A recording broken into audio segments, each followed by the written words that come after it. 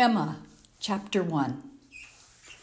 Emma Woodhouse, handsome, clever, and rich, with a comfortable home and happy disposition, seemed to unite some of the best blessings of existence, and had lived nearly 21 years in the world with very little to distress or vex her.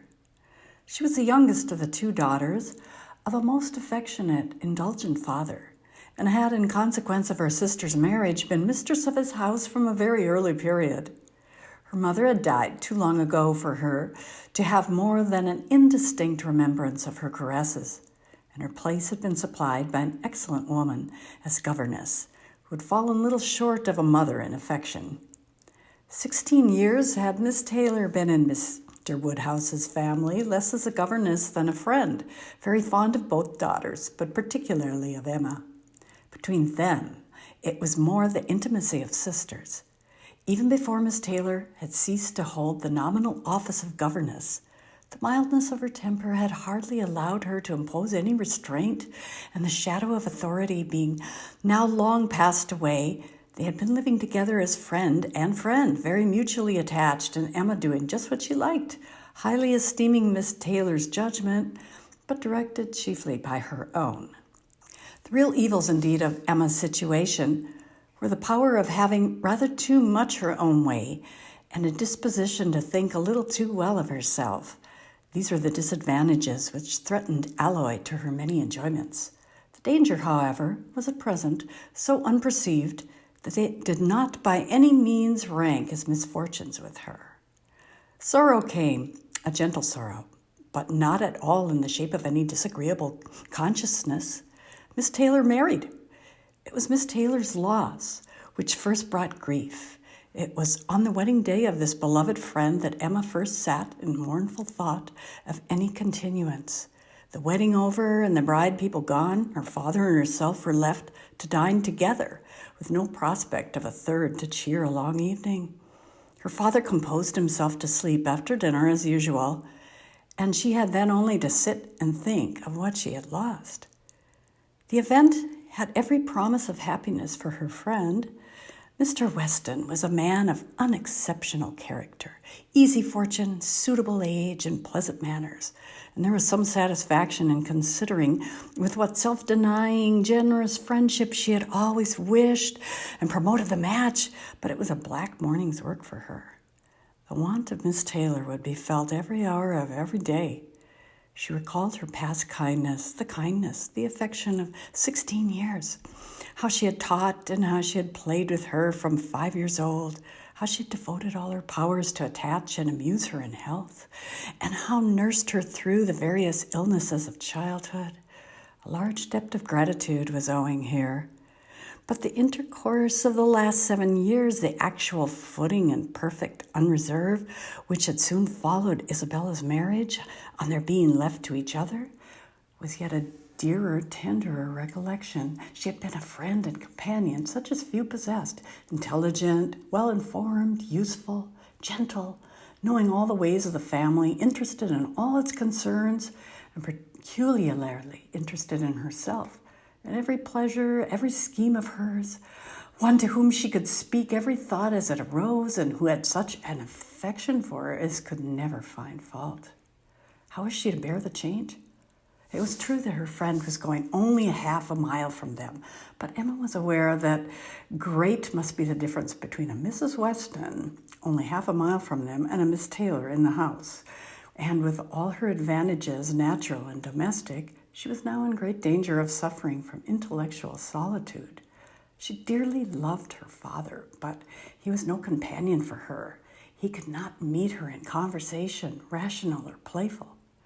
The evil of the actual disparity in their ages, and Mr. Woodhouse had not married early, was much increased by his constitution and habits, for having been a valetudinarian all his life, without activity of mind or body, he was a much older man in ways than years, and though everywhere beloved for the friendliness of his heart and his amiable temper, his talents could not have recommended him at any time. Her sister, though comparatively but little removed by matrimony, being settled in London, only 16 miles off, was much beyond her daily reach. Many a long October and November evening must be struggled through at Hartfield before Christmas brought the next visit from Isabella and her husband and their little children to fill the house and give her pleasant society again. Highbury, the large and populous village, almost amounting to a town, to which Hartfield, in spite of its separate lawn and shrubberies and name, did really belong, afforded her no equals. The Woodhouses were first in consequence there. All looked up to them. She had many acquaintances in the place, for her father was universally civil, but not one among them who could be accepted in lieu of Miss Taylor for even half a day.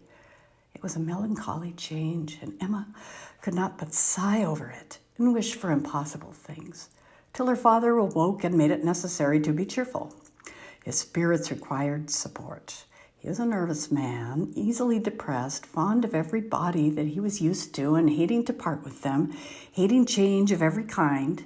Matrimony, as the origin of change, is always disagreeable, and he was by no means yet reconciled to his own daughter's marrying, nor could ever speak of her but with compassion, though it had been entirely a match of affection, when he was now obliged to part with Miss Taylor too, and from his habits of gentle selfishness and of being never able to suppose that other people could feel differently from himself, he was very much disposed to think Miss Taylor had done as sad a thing for herself as for them, and would have been a great deal happier if she'd spent all the rest of her life at Hartfield.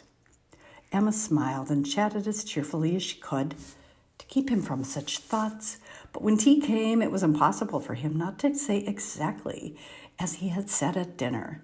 "Ah, poor Miss Taylor! I wish she were here again. What a pity it is Mr. Weston ever thought of her." "I cannot agree with you, Papa. You know I cannot. Mr. Weston is such a good-humored, pleasant, excellent man that he thoroughly deserves a good wife, and you would not have had Miss Taylor live with us forever and bear all my odd humors when she might have had a house of her own." "A house of her own? But where's the advantage of a house of her own? This is 3 times as large. And you have never any odd humors, my dear." "How often we shall be going to see them, and them coming to see us. We shall be always meeting. We must begin. We must go and pay wedding visit very soon." "My dear, how am I to get so far? Randalls is such a distance. I could not walk half so far." "No, Papa, nobody thought of your walking. We must go in the carriage, to be sure." "The carriage? But James will not like to put the horses for such a little way, and where are the poor horses to be while we are paying our visit?" "They are to be put in Mr. Weston's stable, Papa. You know we have settled all that already. We talked it all over with Mr. Weston last night. And as for James, you may be very sure he will always like going to Randalls because of his daughter's being housemaid there. I only doubt whether he will ever take us anywhere else. That was your doing, Papa. You got Hannah that good place. Nobody thought of Hannah till you mentioned her. James is so obliged to you." "I am very glad I did think of her. It was very lucky, for I would not have had poor James think himself slighted upon any account, and I'm sure she will make a very good servant. She's a civil, pretty-spoken girl. I have a great opinion of her. Whenever I see her, she always curtsies and asks me how I do in a very pretty manner, and when you have had her here to do needlework, I observe, she always turns the lock of the door the right way and never bangs it. I'm sure she'll be an excellent servant, and it'll be a great comfort to poor Miss Taylor to have somebody about her that she's used to see. Whenever James goes over to see his daughter, you know, she'll be hearing of us. He'll be able to tell her how we all are." Emma spared no exertions to maintain this happier flow of ideas, and hoped, by the help of backgammon, to get her father tolerably through the evening, and be attacked by no regrets but her own. The backgammon table was placed, but a visitor immediately afterwards walked in and made it unnecessary. Mr. Knightley, a sensible man, about 7 or 8 and 30, was not only a very old and intimate friend of the family, but particularly connected with it as the elder brother of Isabella's husband. He lived about a mile from Highbury, was a frequent visitor and always welcome, and at this time more welcome than usual, as coming directly from their mutual connections in London. He had returned to a late dinner after some days' absence, and now walked up to Hartfield to say they were all well in Brunswick Square.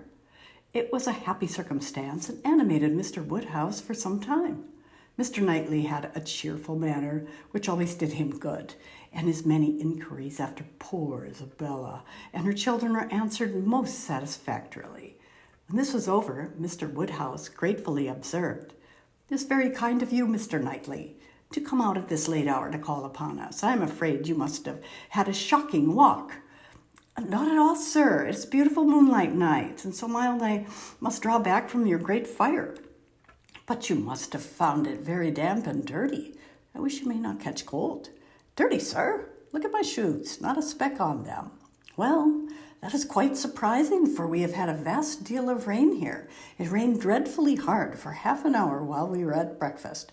I wanted them to put off the wedding.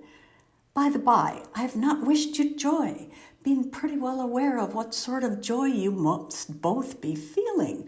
I have been in no hurry with my congratulations, but I hope it all went off tolerably well. How did you all behave? Who cried most?" "Ah, poor Miss Taylor.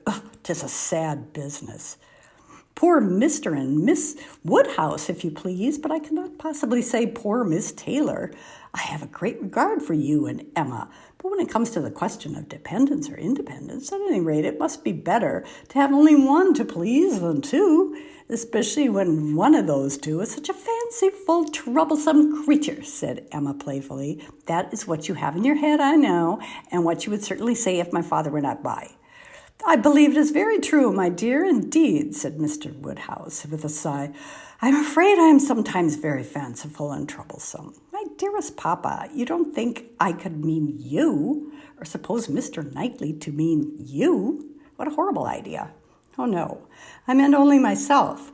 Mr. Knightley loves to find fault with me, you know. In a joke, it is all a joke. We always say what we like to each other."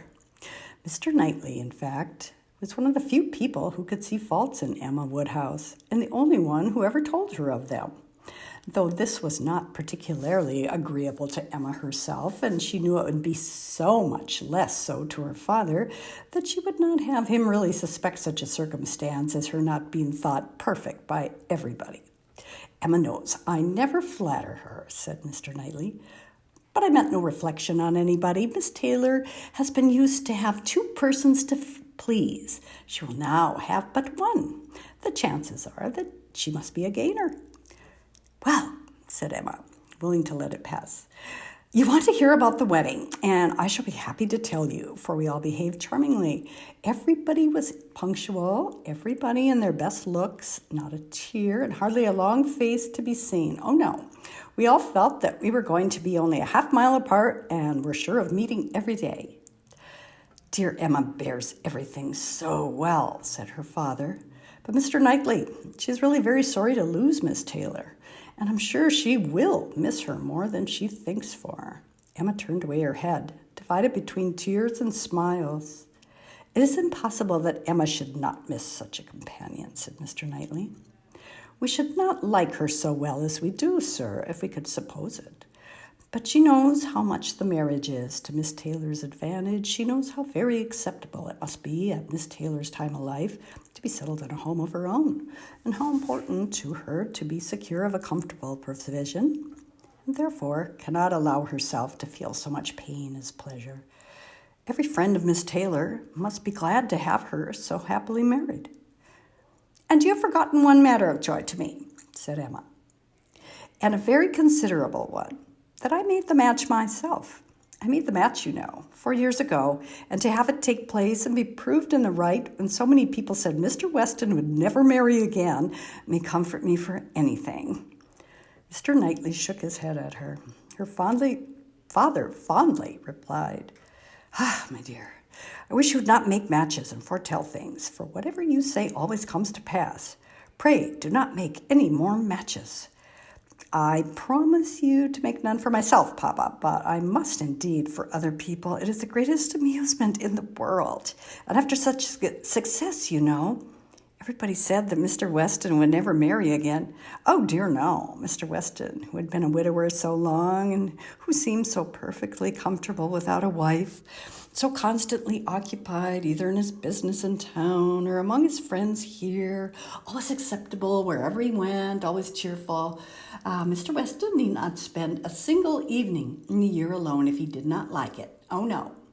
Mr. Weston certainly would never marry again. Some people even talked of a promise to his wife on her deathbed, and others of the son and the uncle not letting him. All manner of solemn nonsense is talked on the subject, but I believed none of it. Ever since the day, about 4 years ago, that Miss Taylor and I met with him in Broadway Lane, when, because it began to drizzle, he darted away with so much gallantry and borrowed 2 umbrellas for us from Farmer Mitchell's, I made up my mind on the subject. I planned the match from that hour, and when such success has blessed me in this instance, dear Papa, you cannot think that I shall leave off matchmaking.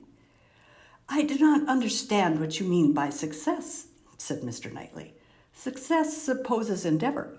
Your time has been properly and delicately spent if you have been endeavoring for the last 4 years to bring about this marriage, a worthy employment for a young lady's mind. But if, which I rather imagine, you're making the match, as you call it, means only you're planning it, you're saying to yourself one idle day, I think it would be a very good thing for Miss Taylor if Mr. Weston were to marry her, and saying it again to yourself every now and then afterwards, why do you talk of success? Where is your merit? What are you proud of? You made a lucky guess, and that is all that can be said. And have you never known the pleasure and triumph of a lucky guess? I pity you. I thought you cleverer. For, depend on it, a lucky guess is never merely luck. There's always some talent in it. And as to my poor word success, which you quarrel with, I do not know that I am so entirely without any claim to it. You have drawn 2 pretty pictures, but I think there may be a third, a something between the do-nothing and the do-all. If I had not promoted Mr. Weston's visits here and given many little encouragements and smoothed many little matters, it might not have come to anything at all. I think you must know Hartfield enough to comprehend that. A straightforward, open-hearted man like Weston and a rational, unaffected woman like Miss Taylor may be safely left to manage their own concerns. You're more likely to have done harm to yourself than good to them by interference. Emma never thinks of herself if she can do good to others, replied Mr. Woodhouse, understanding but in part. But, my dear, pray do not make any more matches. They are silly things, and break up one's family circle grievously. Only one more, Papa. Only for Mr. Elton. Poor Mr. Elton. You like Mr. Elton, Papa. I must look about for a wife for him. There's nobody in Highbury who deserves him, and he's been here a whole year and has fitted up his house so comfortably that it would be a shame to have him single any longer. And I thought when he was joining their hands today, he looked so very much as if he would like to have the same kind office done for him. I think very well of Mr. Elton, and this is the only way I have of doing him a service. Mr. Elton is a very pretty young man, to be sure, and a very good young man, and I have a great regard for him. But if you want to show him any affection, my dear, ask him to come and dine with us some day. That'll be a much better thing. I dare say Mr. Knightley will be so kind as to meet him. With a great deal of pleasure, sir, at any time, said Mr. Knightley, laughing. And I agree with you entirely that it'll be a much better thing. Invite him to dinner, Emma. Help him to the best of the fish and the chicken, but leave him to choose his own wife, depend on it. A man of 6 or 7 and 20 can take care of himself.